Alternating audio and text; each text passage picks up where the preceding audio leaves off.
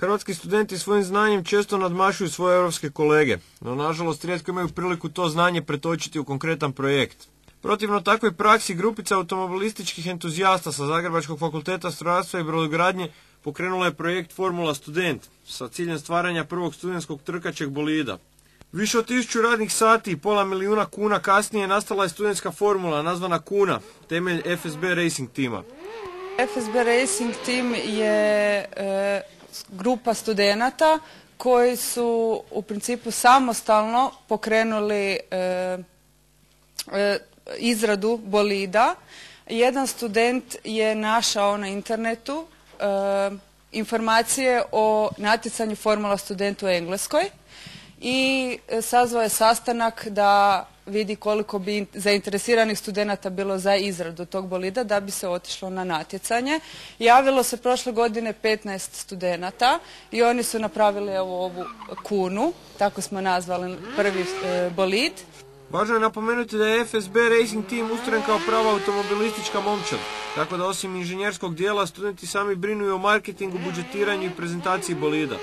Ako se zna da cijelu financijsku konstrukciju zatvaraju sponzori, mora se priznati da su u tom dijelu iznimno uspješni. Fakultet nam je pomogao toliko što nam je ustupio ovaj prostor, a ostalo uglavnom samo sponzori. Znači, marketinški dio tima je zadužen da pronađe poduzeća koja su zainteresirana da nas sponzoriraju ili materijalom ili novčano.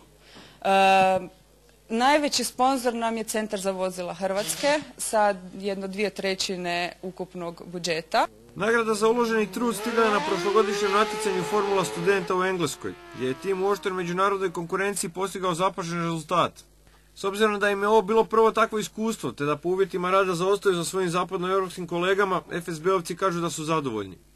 Mi smo prošli tehnički, što neke ekipe iz drugih država dolaze i po 5 godina da ne prođu taj prvi dio. Bez prvog dijela, znači bez tehničkog, se uopće ne pristupa dinamičnom dijelu.